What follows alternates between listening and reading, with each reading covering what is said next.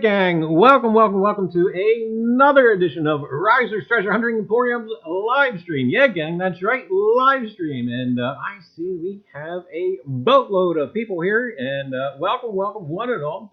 Drum, how are you? Drum and Detect, Gold Prospecting, hi. Mike Badger, hello. Hey, there's Gear, North Jersey Detector, hello.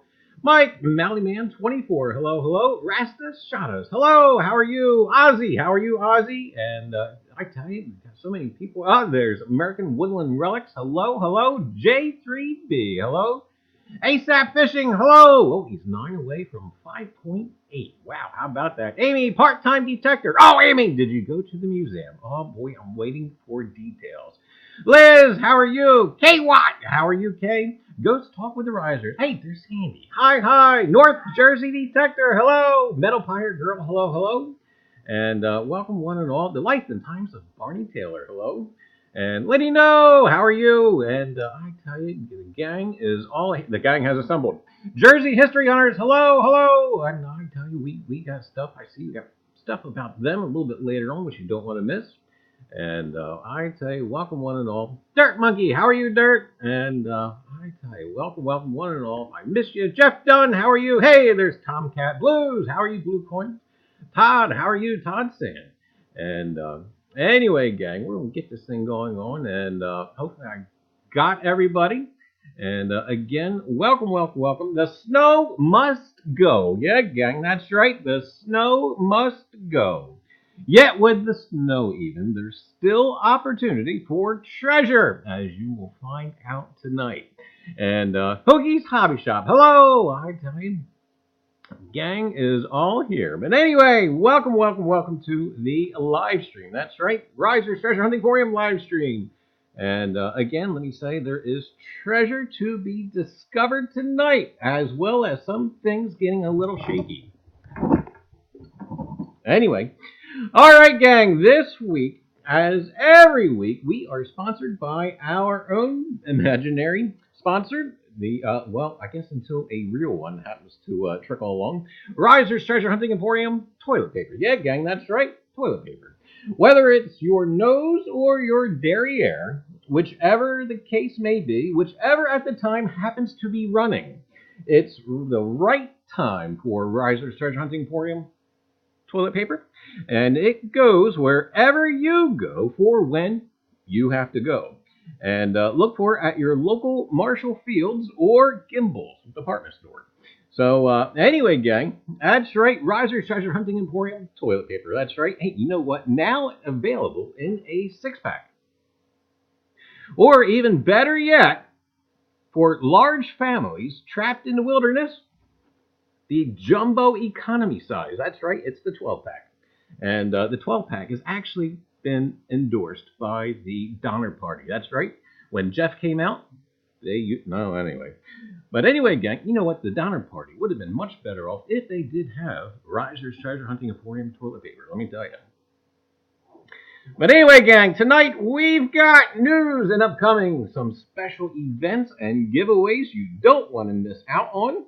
And we have some treasure to look at. That's right, we have a special piece to look at tonight, courtesy of Jersey History Hunters. And let me tell you what, no machine or metal detector was needed to find it. So we'll be taking a closer look at it tonight.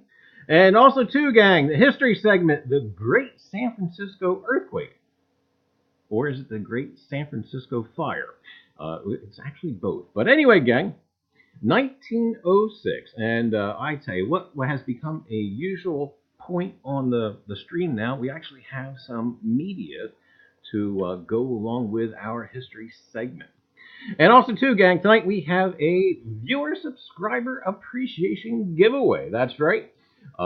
Tonight we have a pack of Reiser's Treasure Hunting Emporium toilet paper, and also, too, something that will be a numismatic treat of sorts. And because, again, we are still cleaning and clearing the desk, if that could ever be done.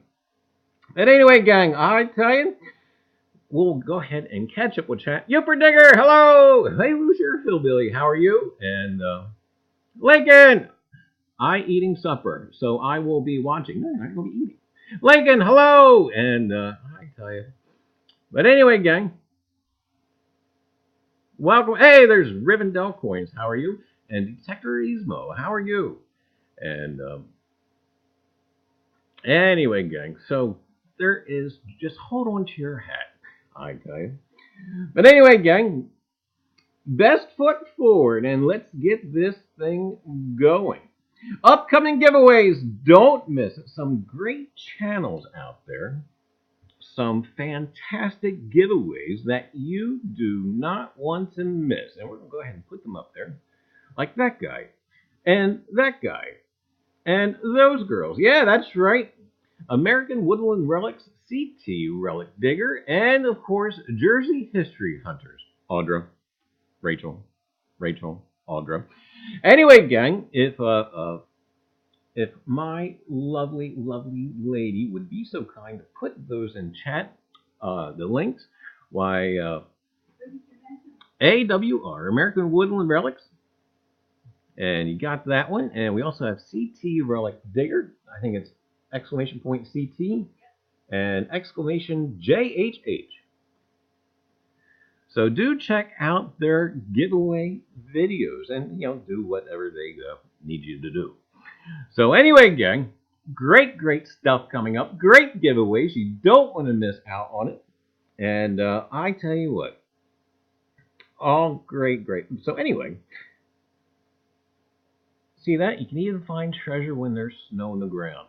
And we are not giving away our Reiser TV. No, you shouldn't give it away. Maybe share it. You can share it. Of course, I don't know. Is there enough there to share? I think, it's like one due per pack. I don't know. But anyway, gang, the snow has afforded me the opportunity to get some research in and, oh my goodness, to finally catch up on some videos. And I tell you what, one never truly catches up. But you do kind of narrow the list down some. I think Sunday I got my watch later list down to about 140. And by 10 p.m. Sunday night, I was back up to 208. So, and anyway, too, speaking of playlists, do check out the several new playlists that we've started on the channel here. Great stuff to be seen. I think now there's a documentary playlist that you do want to check out, and also too, there's just a plethora of other little playlist things. But anyway, gang, upcoming, I tell you, got some great stuff coming up, including that thing with that guy. That's right, KP, Ken Peavy's Coin Seminar Weekend, February the 15th through the 17th, 2019. And I tell you what, do check it out. Great channels streaming some great content, and you're just bound to learn something. And who knows, you just may be able to win something as well. That's right, a lot of the channels have their own individual giveaways, as well as there's usually a finale giveaway. So great stuff. Do check it out. Or, better yet, if you would like to participate, do a stream. Send word, send a telegram, and give someone notice. And there will be a time slot for you. And I tell you, it's always a great time spending time with the community. And Reiser will be there. That's right, once again, the Marshall India event. And I tell you what, even after being blamed for the smog in Los Angeles, I've even been invited back. But anyway, gang, don't miss it. Coin Seminar Weekend, February the 15th through the 17th, 2019. I'm still having trouble with 2019. I just cannot believe it. And anyway, gang. And then Flash in Your Pan. That's right, February the 19th. It'll be a double header, a double feature. Why, with my 8 o'clock neighbor, Flash in Your Pan, sort of a makeup show. Our last spot was overrun by Murphy. And this one, we are going to try and keep Murphy out. It will be a 2-hour spectacular. That's right, your first hour here, and then your next hour over at Flash's. So do not miss it. And then, gang, in the March, March, it's the National Money Show, March the 28th through the 30th. Now, Reiser's Treasure Hunting Emporium will be there on the 29th and the 30th. So, also, too, why, I tell you what, this is approaching, and I tell you, the grocery list of numismatic goodies is growing on that list, and I'm going to have to tone it down a little bit, because I tell you what, this list is just getting far out of control. But anyway, gang, Pittsburgh, Pennsylvania, Steel Town, and I know I have one friend who's probably like, you're going to Pittsburgh for a coin show, but like not to go watch the Steelers. And, well, yes. But anyway, gang, if you happen to be there, do be sure to stop the old guy with the skull on his shirt. He'll be glad to meet you. And, by the way, for those who are frugal-minded, the event, that's right, this event is free. Free on Saturday. So, if you happen to be in the Pittsburgh area and want to go to the coin show, guess what? Again, it is free. That's right, it's a cheap date. So check it out. National Money Show, March the 28th through the 30th. The 30th is free, by the way. And it will be a fun time. And gang, if you happen to have a special event, giveaway, or whatever you got going on, do feel free to throw it down in the chat, and we'll be glad to see it and make it over there if we can. So anyway, gang, that there is the news and the upcoming. So yeah, always something to look forward to around here. But okay. Anyway, gang, we'll try and catch up with chat. Let's see, the Newport Amy. With the current government shutdown, I think the nudist beach grant process is now somewhat delayed. I think it's also delayed by winter. At least I would hope so.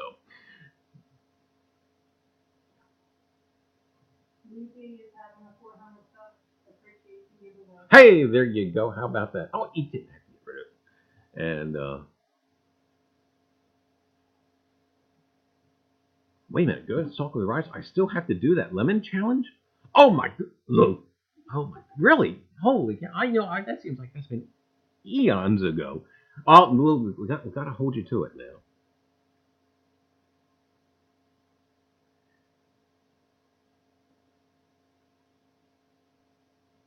Anyway, gang, I tell you, now this next bit, I tell you. Oh, there he is. I am having a 400 sub appreciation giveaway. We'll announce tonight or tomorrow. Phenomenal load. Anyway, gang, I tell you what, I really like this next bit. Now, it's a conglomeration of different ideas and ideals that I feel strongly about. And I tell you, it's a phenomenal piece of history as well. Now, I tell you, you'll need to scroll back a couple of episodes of Jersey History Hunters and take a look at it.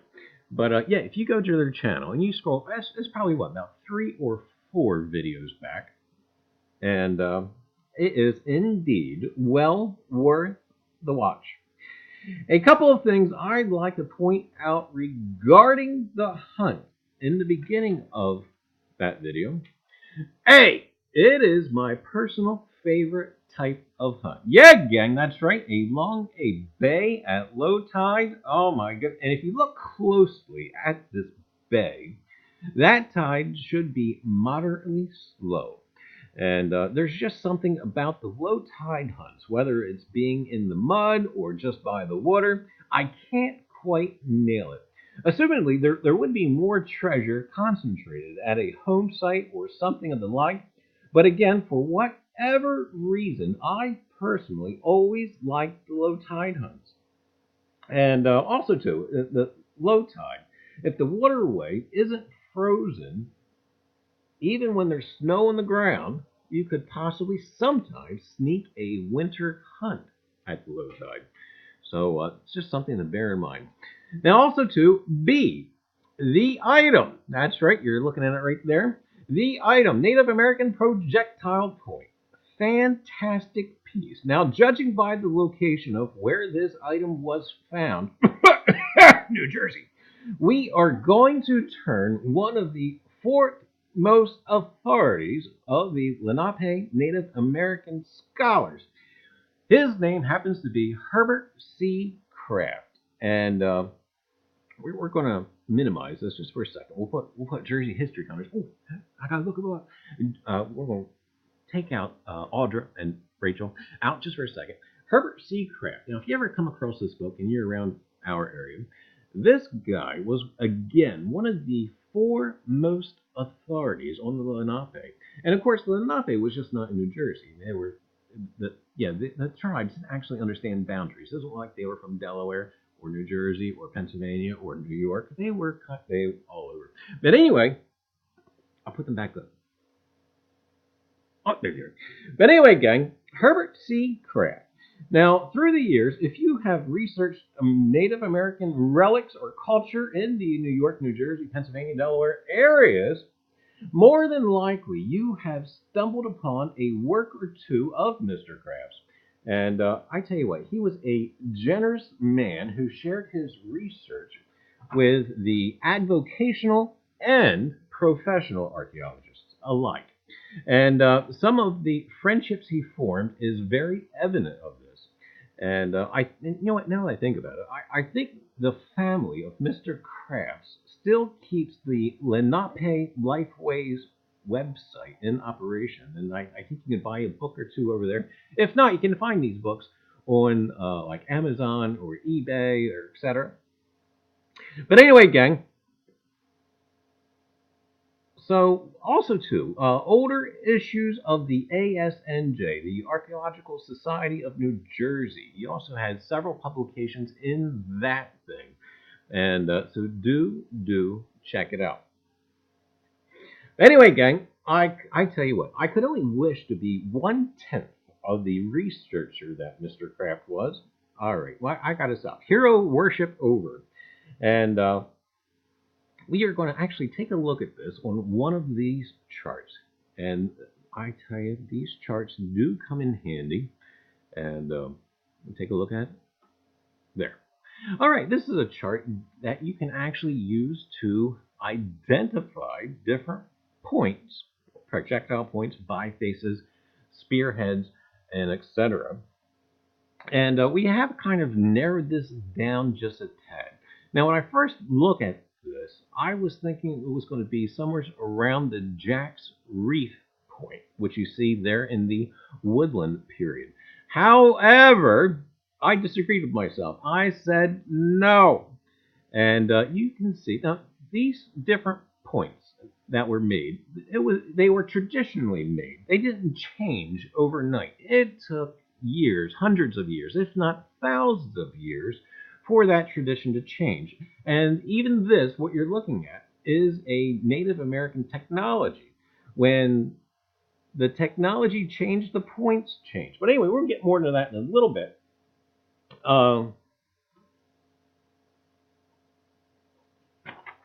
I lost my spot. Here we go. So anyway, gang, I first initially was looking at this and was trying to identify it. And at first, like I said, I did think this was going to be a Jack's Reef point, but this point is actually too big. So we had to move it down just a little bit. And then I started looking at the Vosburg and the Brewerton points, and I do believe that this is pretty close to being a Brewerton notched point. And yeah, gang, that's right. That would put it in the mid to late Archaic period, 3 to 5,000 BCE or BC, whichever you prefer to use. Either before Common Era or before Christ. But anyway, gang, that's right. So yeah, you're looking at a very, very old point.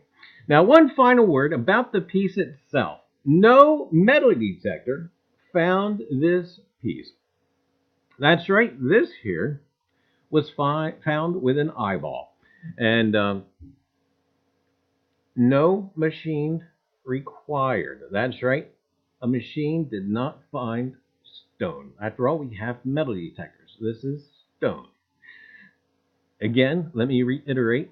This is an eyeball find. Which brings us to letter C. That's right, letter C. Again, we have to say it, eyeball find. And it did not matter whether one was carrying a $3,000 machine or a $150 machine. This non-metallic item, treasure, history, can be found without the use of any type of machine. And tell you what, gang, it just took some time to be out there, outdoors, enjoying a walk by the water while looking for some mislaid and forgotten history. And this is part of the treasure hunting state of Zen. That's right, part and parcel, state of Zen of treasure hunting.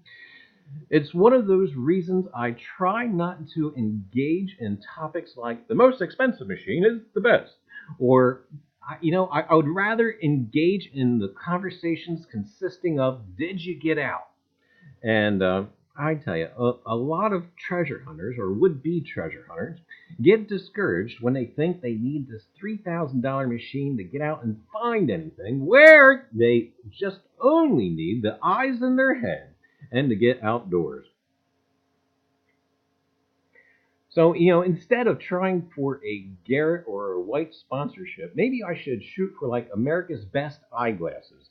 Two pair for $80 or whatever it is. So maybe I should call them and see if they would sponsor the show instead of Garrett's or I don't know. But anyway, gang, that's right. Anyway, treasure is out there. You just got to go out there and find it.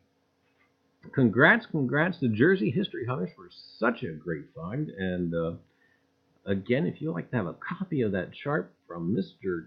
Kraft, I'll be sure and send it along to you. Kind of also too, real quick, I had this kind of thought, actually early this morning. It's almost like we have these charts for identifying points and whatnot. It's almost like, Herbert C. Kraft, he's the red book for Native American artifact. I don't know. Anyway, gang, all right, upcoming. After that, we have tonight's history segment. That's right. And tonight's history segment, if you haven't caught on yet, is about the 1906 Great San Francisco earthquake. Anyway, gang, we'll try and catch up with chat. And Tomcat digs it all. I find them all the time. Some people here have them in 5-gallon buckets. We are littered with them. They are fun to hunt and find. That they are. And I know in my area down here where we are mostly sand, and we used to use a thing called a probe, a steel rod about 2.5 feet long, and we would stab the earth and actually listen and feel the rod. Pottery would make a light thud, whereas stone, if you hit stone in this part of the state where it's all extremely sandy, why, not you, sandy, why, it would, if you hit a stone, it was worth digging. And great thing to have, a probe. Hey, Z, how are you? And try and catch up with chat.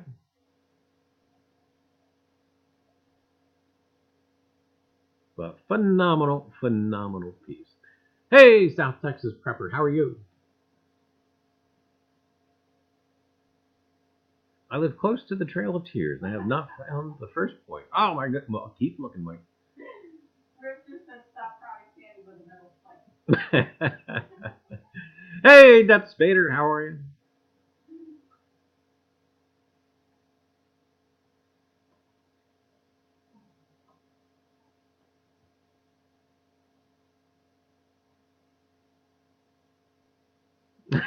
Not just any eyeball, a Jersey History Hunter eyeball.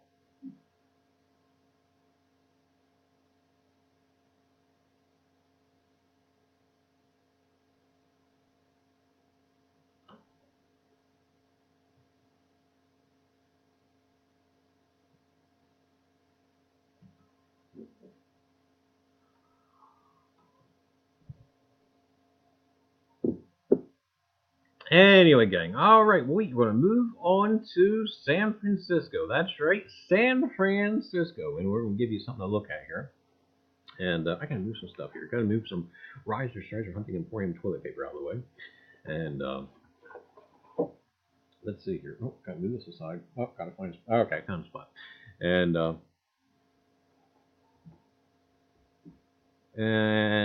that thing. Anyway, gang, San Francisco, in case you didn't know, it's way out west.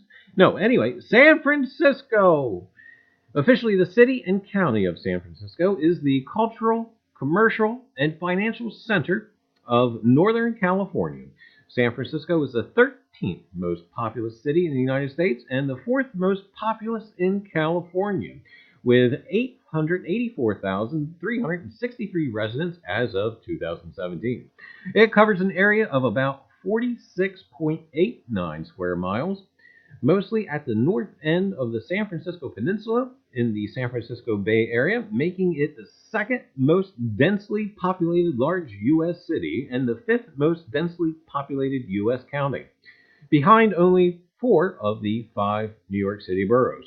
San Francisco is part of the 5th most populous primary statistical area in the United States, the San Jose, San Francisco, Oakland, California combined statistical area.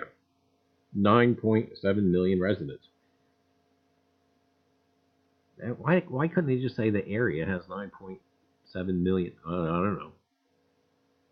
Anyway, gang, as of 2017, it was the 7th highest income county in the United States, with a per capita personal income of $119,868, meaning that the average San Francisco household earned over $280,000. And let me tell you what, gang, if you ever visited San Francisco, you need every dollar of that. I think when I was there about a decade or better ago, it cost nearly $75 or $80 to park a car in the city. Anyway, gang, as of 2015, San Francisco proper had a GDP of $154 billion and a GDP per capita of $178,000. The San Francisco CSA was the country's 3rd largest urban economy as of 2017, with a GDP of $907 billion. Of the 500 plus primary statistical areas in the United States, the San Francisco CSA had among the highest GDP per capita in 2017 at $93,938. San Francisco was ranked 14th in the world and 3rd in the United States on the Global Financial Centers Index as of September of 2018. San Francisco was founded on June the 29th, 1776, when colonists from Spain established Presidio of San Francisco at the Golden Gate and Mission San Francisco de Assis, a few miles away, all named for St. Francis of Assisi. The California Gold Rush of 1849 brought rapid growth, making it the largest city on the West Coast at the time. San Francisco became a consolidated city-county in 1856. San Francisco's status as the West Coast's largest city peaked between 1870 and 1900, when around 25% of California's population resided in the city proper. After 3/4 of the city was destroyed by the 1906 earthquake and fire, San Francisco was quickly rebuilt, hosting the Panama Pacific International Exposition 9 years later. In World War II, San Francisco was a major port of embarkation for service members shipping out to the Pacific Theater. It then became the birthplace of the United Nations in 1945. After the war, the confluence of returning servicemen, significant immigration, liberalizing attitudes, along with the rise of the hippie counterculture, the sexual revolution, the peace movement growing from opposition to United States involvement in Vietnam, and other factors led to the Summer of Love and the gay rights movement, cementing San Francisco as a center of liberal activism in the United States. Politically, the city votes strongly along liberal Democratic Party lines. A popular tourist destination, San Francisco is known for its cool summers, fog, steep rolling hills. That's an understatement. Steep rolling hills, they are like cliffs in the street, cliffs. Anyway, I tell you what, if you ever walk the streets of San Francisco, just remember, always try to go downhill. You know, take the cable car up and then walk down. Oh my goodness, otherwise the cabs, holy cow. Anyway, gang, eclectic mix of architecture and landmarks, including the Golden Gate Bridge, cable cars, the former Alcatraz Federal Penitentiary, which they don't use anymore, Fisherman's Wharf, and its Chinatown district. And by the way, when I was there in San Francisco and in Chinatown, I did get to experience a tremor. And got to see the street lights kind of dance a little bit and feel the ground move. And if there's anything that's ever unnerving, it is an earthquake or even a tremor. I didn't like even just the tremor. I can't imagine. Here we're going to have this thing about earthquake, but holy cow, is that unnerving to feel the ground move. Anyway. All right, well, anyway, San Francisco is also the headquarters of 5 major banking institutions and various other companies such as Levi Strauss, the GAW, Fitbit, Salesforce.com, Dropbox, Reddit, Square Incorporated, Dolby, Airbnb, Weebly. I have no idea what Weebly is. Pacific Gas and Electric Company, Yelp. I tell you what, you see a lot of Yelp on the internet. Yelp. That's the thing where you get to leave a comment about a company, I guess, right?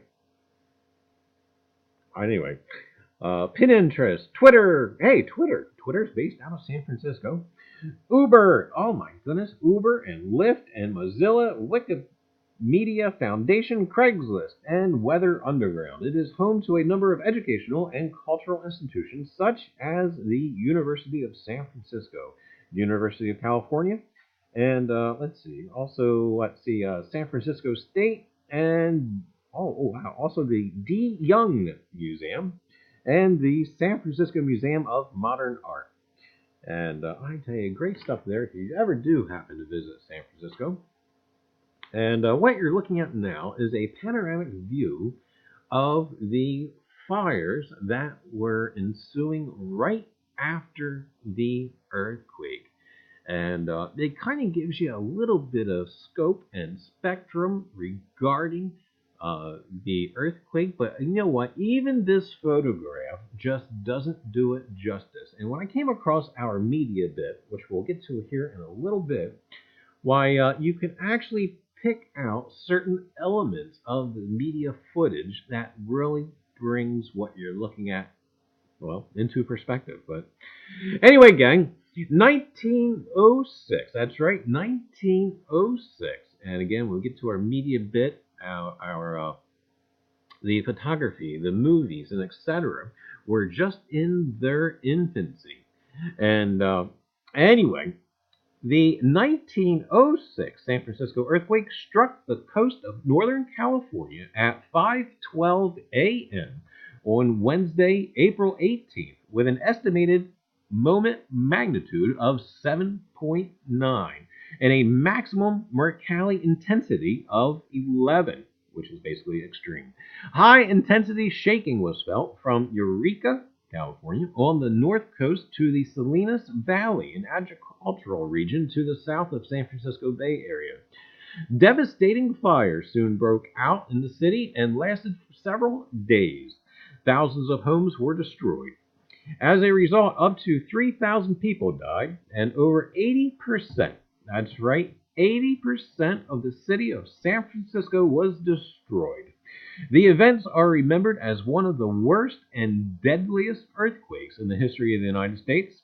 The death toll remains the greatest loss of life from a natural disaster in California's history and high in the list of American disasters.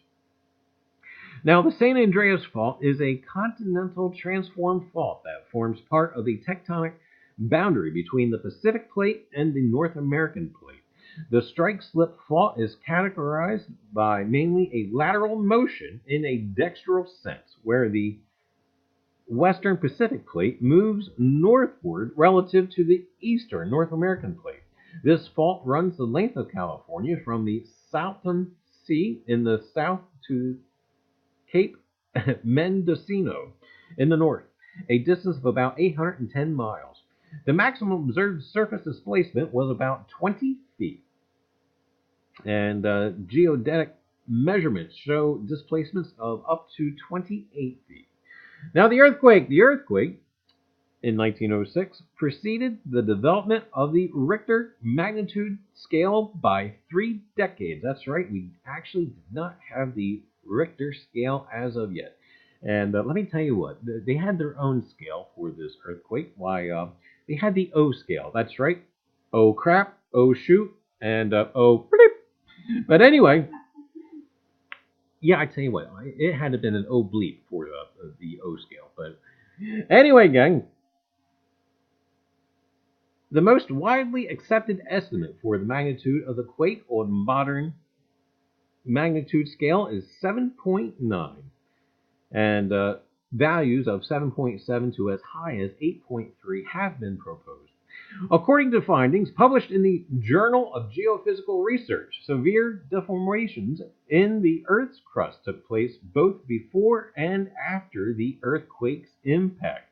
Accumulated strain on the faults in the system was relieved during the earthquake, which is the supposed cause of the damage along the 450-kilometer long segment of the San Andreas plate boundary. The 1906 rupture propagated both northward and southward for a total of 296 miles. Shaking was felt from Oregon to Los Angeles and inland as far as central Nevada. A strong foreshock preceded the main shock by about 20 to 25 seconds. The strong shaking of the main shock lasted about 42 seconds. There were decades of minor earthquakes, more than at any other time in the historical record for Northern California, that is before the 1906 quake, widely interpreted previously as precursory activity to the 1906 earthquake. They have been found to have a strong seasonal pattern and have been postulated to be due to large seasonal sediment loads in coastal bays that overlie faults as a result of the erosion caused by hydraulic mining in the years there after the California gold rush. They see they're always trying to blame the miners for stuff. Anyway, gang, poor Flash. For years, the epicenter of the quake was assumed to be near the town of Alima in the Point Reyes area of Marin County because of evidence of the degree of local earth displacement. And we're going to keep moving right along here because we do want to get to the media bit. And impact. At the time, 375 deaths were reported. However, hundreds of fatalities in Chinatown went ignored and unrecorded. The total number of deaths is still uncertain, but various reports presented a range of 700 to 3,000 plus. Most of the deaths occurred in San Francisco itself, but 189 were reported elsewhere in the Bay Area, nearby cities, such as Santa Rosa and San Jose. Can you tell me the way to San... No? Okay. Also suffered severe damage. In Monterey County, the earthquake permanently shifted the course of the Salinas River near its mouth.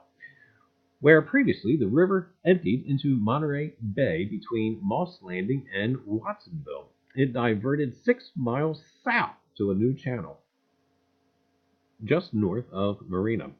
Between 227,000 and 300,000 people were left homeless out of a population of about 410,000. Half of those who evacuated fled across the bay to Oakland and Berkeley. And, wow, you think about this in modern times. Who would want to flee to Oakland? But anyway, the Raiders, of course, would. Newspapers described Golden Gate Park, the Presidio, the Panhandle, and the beaches between Ingleside and North Beach as covered with makeshift tents. More than 2 years later, many of these refugee camps were still in operation. The earthquake and fire left long-standing and significant pressures on the development of California. At the time of the disaster, San Francisco had been the 9th largest city in the United States and the largest on the West Coast, with a population of about 410,000. Over a period of 60 years, the city had become the financial, trade, and cultural center of the West, operated the busiest port on the West Coast, and was the gateway to the Pacific, through which growing U.S. economic and military power was projected into the Pacific and Asia. Over 80% of the city was destroyed by the earthquake. It's really hard to conceptualize that if you guys happen to live near a large city. For us, it's Philadelphia. But if you can imagine 80% of any large city being destroyed, I tell you.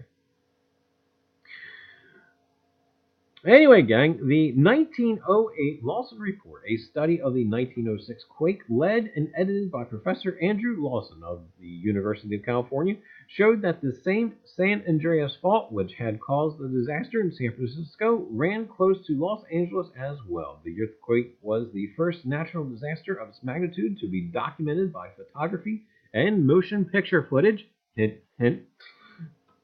And occurred at a time when the science of seismology was blossoming. Now, gang, with the earthquake, we also had the fires. As damaging as the earthquake and its aftershocks were, the fires that burned out of control afterward were even more destructive. It has been estimated that up to 90% of the total destruction was the result of the subsequent fires. Within 3 days, over 30 fires caused by ruptured gas mains destroyed approximately 25,000 buildings on 490 city blocks. Get that, gang. 25,000 buildings on 490 city blocks. One of the largest of these fires was accidentally started in a house on Hayes Street by a woman making breakfast for her family. This came to be known as the ham and eggs fire. Some were started when firefighters, untrained in the use of dynamite, attempted to demolish buildings to create fire breaks. The dynamited buildings themselves often caught fire. The city's fire chief, Dennis T. Sullivan, who would have been responsible, had died from injuries sustained in the initial quake. In all, the fires burned for 4 days and nights. And you can see that they're burning amok in the photograph. Due to a widespread practice by insurers to identify San Francisco properties from fire, but not earthquake damage, most of the destruction in the city was blamed on the fires. Some property owners deliberately set fire to damaged properties in order to claim them on their insurance. Captain Leonard D. Wildman of the U.S. Army Signal Corps reported that he was stopped by a fireman who told me that people in that neighborhood were firing their own houses. They were told that they would not get their insurance on buildings damaged by the earthquake unless they were damaged by fire. One landmark building lost in the fire was the Palace Hotel, subsequently rebuilt, which had many famous visitors, including royalty and celebrated performers. It was constructed in 1875, primarily financed by Bank of California co-founder William Ralston, the man who built San Francisco. In April 1906, the tenor Enrico Caruso and members of the Metropolitan Opera Company came to San Francisco to give a series of performances at the Grand Opera House. The night after Caruso's performance in Carmen, the tenor was awakened in the early morning in his Palace Hotel suite by a strong jolt. That's an understatement. Clutching an autographed photo of President Theodore Roosevelt, Caruso made an effort to get out of the city, first by boat and then by train, and vowed never to return to San Francisco. Caruso died in 1921, having remained true to his word. The Metropolitan Opera Company lost all of its traveling sets and costumes in the earthquake and ensuing fires. Some of the greatest losses from fire were in scientific laboratories. Alice Eastwood, the curator of botany at the California Academy of Sciences in San Francisco, is credited with saving nearly 1,500 specimens, including the entire type specimen collection for a newly discovered and extremely rare species, before the remainder of the largest botanical collection in the western United States was destroyed in the fire. The entire laboratory and all of the records of Benjamin R. Jacobs, a biochemist who was researching the nutrition of everyday foods, were destroyed. The original California flag used in the 1846 Bear Flag Revolt at Sonoma, which at the time was being stored in the State Building in San Francisco, was also destroyed in the fire. The fire following the earthquake in San Francisco cost an estimated $350 million at the time, equivalent to 8.97, why not just say $9 billion? The devastating quake leveled about 80% of the city. These people love to tell you that 80% of the city was destroyed. Anyway, gang, we are going to go ahead and start with a little bit of media. And after a sip of coffee. All right, we're going to take this one down. And before we start our next bit of our little media thing here, why, here you are about to see San Francisco in its infancy. That's right. Well, I should say San Francisco in its infancy. Why, the motion pictures were in its infancy. And now this is pre-quake. That's right. This is before the earthquake. And if I know the history of the footage correctly, why, the first segment that you will be seeing here was shot only, I think it's a week or like 2 weeks prior to the earthquake. Now, you have a motion picture camera stationed on, I believe what it was, a flatbed trolley car. Now, motion pictures, again, like I said, were in its infancy, and like anything, even to today, when people see the camera, they're trying to, shine for it. They want their picture taken. They're trying to deliberately get in front and look at the camera, and etc. And you're going to be seeing a lot of that, that jovialness and whatnot. But something to keep an eye on, you'll see a lot of, period cars. Of course, you can see the cable cars. You're going to see, what people are wearing. Everybody's wearing a hat, all the men there. The thing that you want to keep track of are the buildings. By the way, this is Market Street in California. Some people have mislabeled this as Fremont Street. This is not Fremont Street. This is Market Street.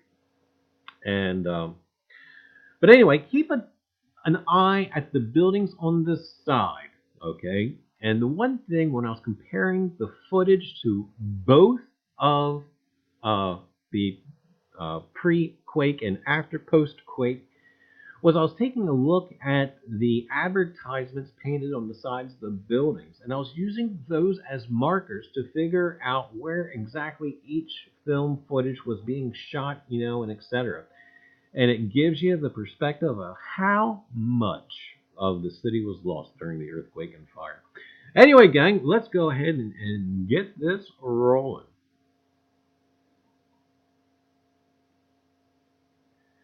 And sound had not yet been made for motion pictures. So you still get to hear me drone on. And, walking in front of the camera. Oh, you kid, walking, running across, thank you. And, she didn't want her picture taken. And what's kind of neat is you still have this mixture of automobiles and also horse and buggy. And again, this is Market Street, San Francisco.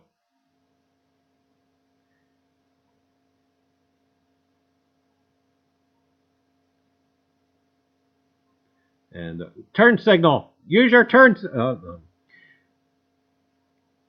I see they got one fellow there. He wants to stand in front of the. Don't stand in front. Oh, even the cop is getting into it. And he's got a snazzy hat.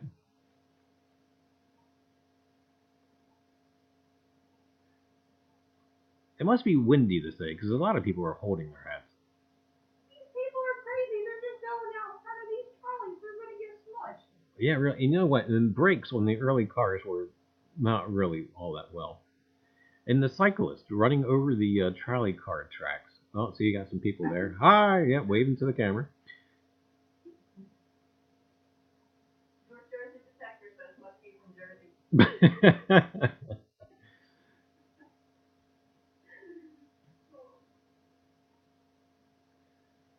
I have to laugh how these people do the U-turns. I say you cannot do a U-turn like that in a large city anymore.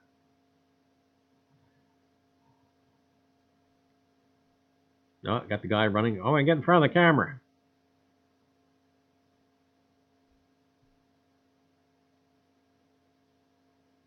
And what you're seeing approaching in the background is the ferry terminal building in San Francisco. And actually, I do believe that, believe it or not, did survive the earthquake and fires. And all right, Sonny, get away. Sonny, Sonny, get off the. Okay. By the way, that car that you saw just go by. I don't know if I can remember the name of it, but it was a car. Not going to remember the name of it. And Sonny, get off the. Anyway, a car similar to that was used as one of the first cars to be driven across the country. There's a great documentary about that. I'll have to find the name of it. You can see now a better shot of the terminal building. And watch out for the... Now you see you've got a horse-drawn trolley there.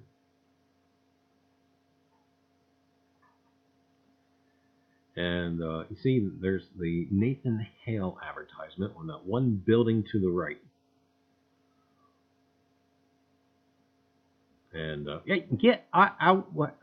Actually, is a steam-powered car right there. Really, that's not a joke. Yes, we did have steam-powered automobiles.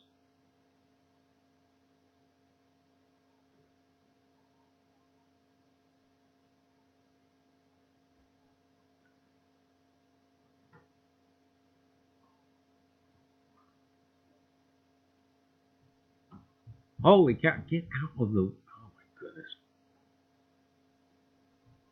I wonder if road rage was a thing back in 1906.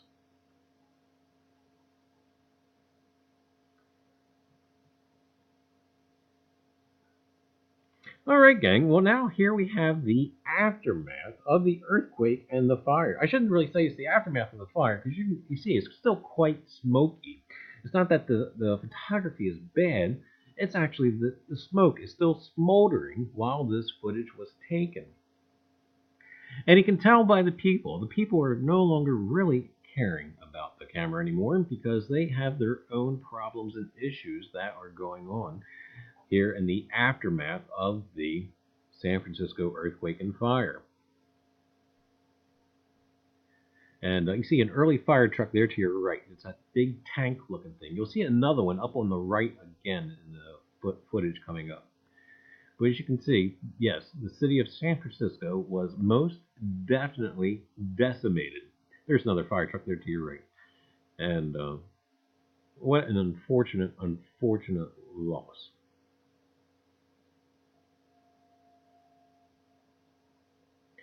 And they used, believe it or not, the cable car system, the trolleys and whatnot.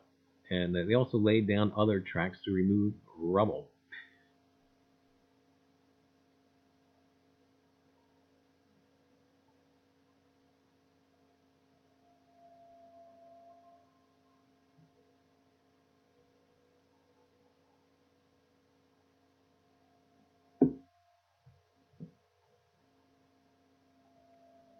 But you guys can gather the countenance of the people now. They really don't care. There's another fire truck on your right there. And yeah, the countenance of the people, they don't care about this camera anymore. They got business to take care of and attend to and try to rebuild.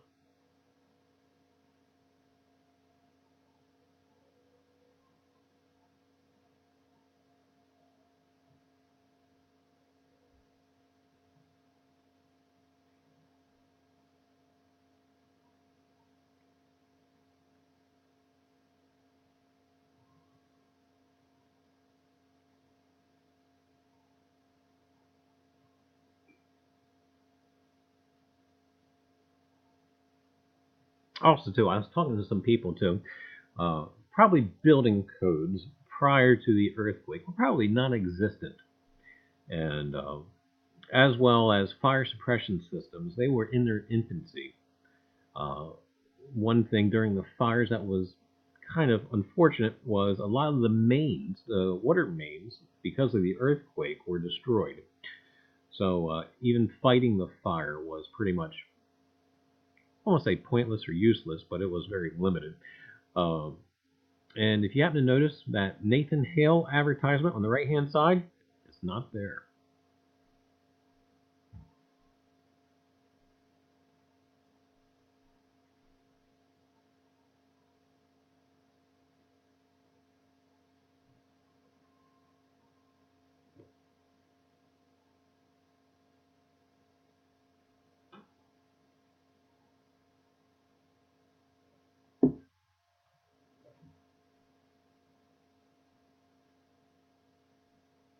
And again, this footage will terminate there at the ferry building.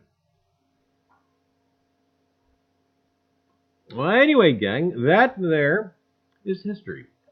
And I tell you what, great. I mean, as unfortunate and as horrible as the events were that, led from the earthquake, well, yes, gang, we do learn from them. There was new building codes, and also too, they tried to improve the water main system. So yeah, fire, and also too, fire codes were established in a lot of the buildings.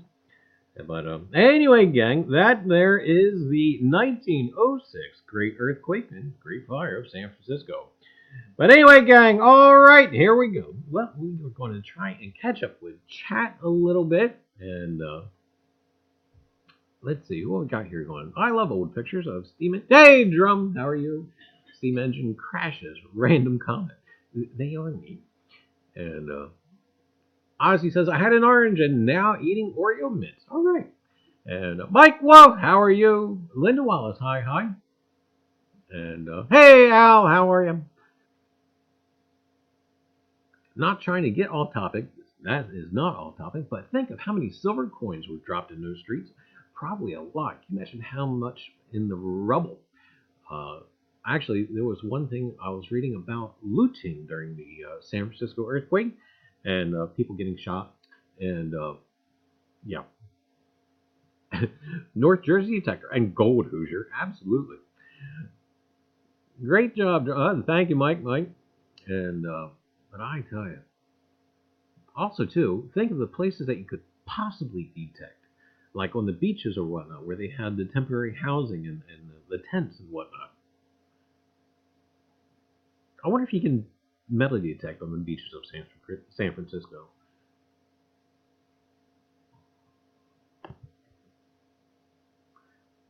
But just drive where you want. Yeah, that's Stephen Pennican. Looks like London in the Blitz in the 1940s. Yeah, that does. It does actually at that. The economy must have been devastated. That it was. I tell you, it probably didn't really recover until after they had the exposition there. The exposition was in 1909, I think.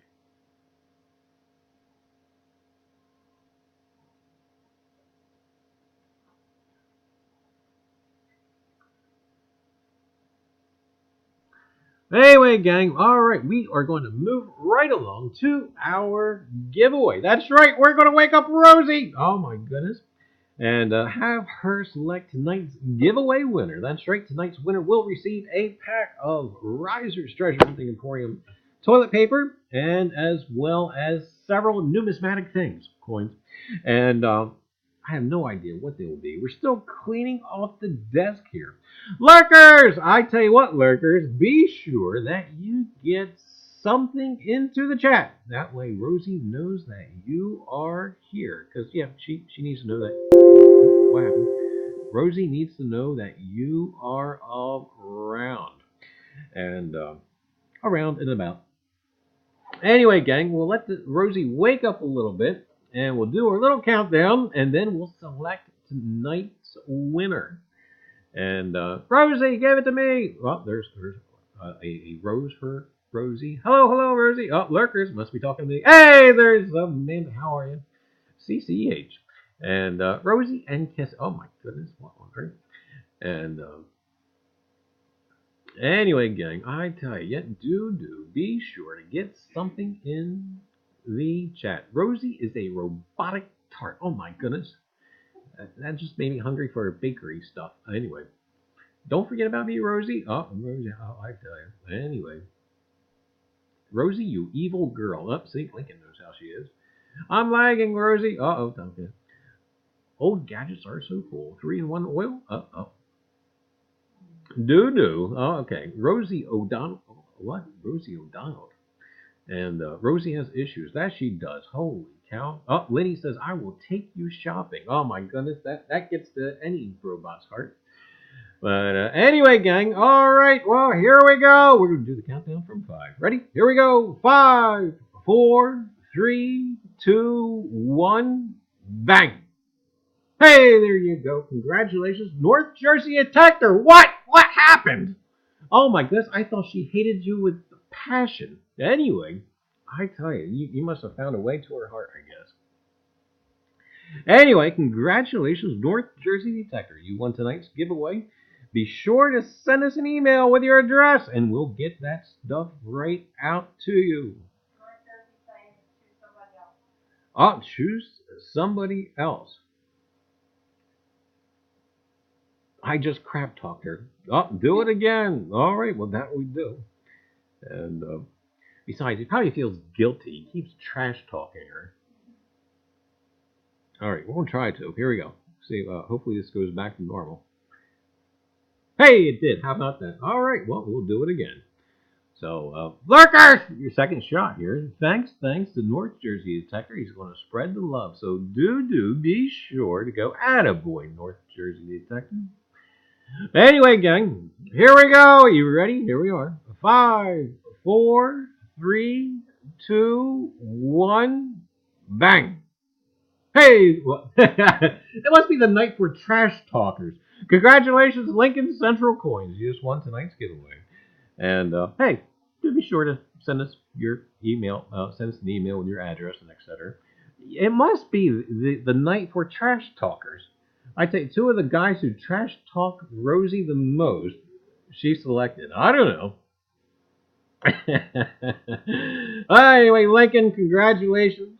And we'll get ourselves back on the screen here. Let's see.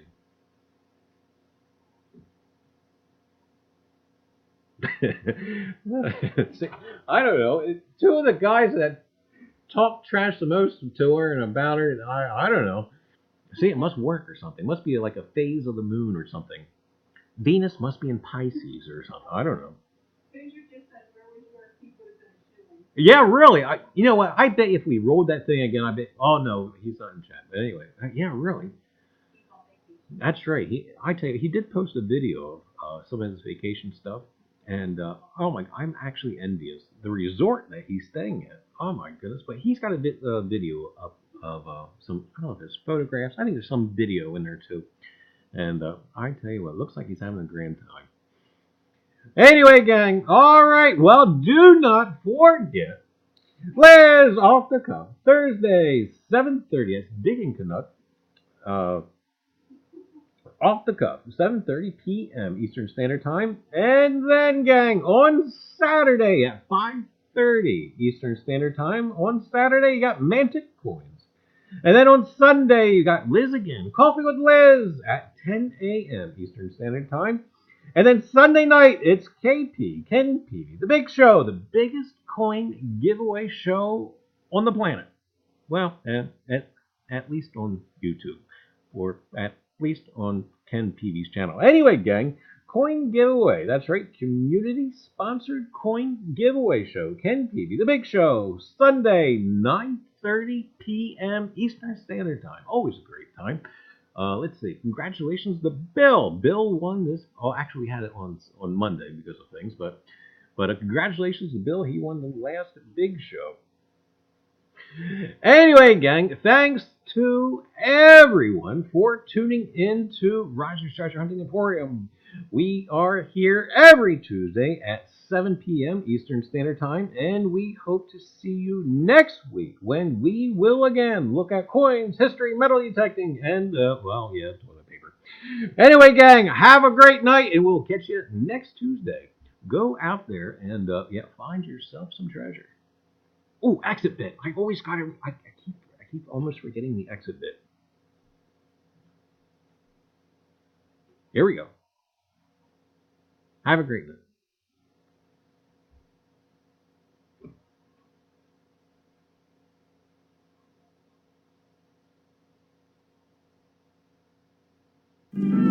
Bye.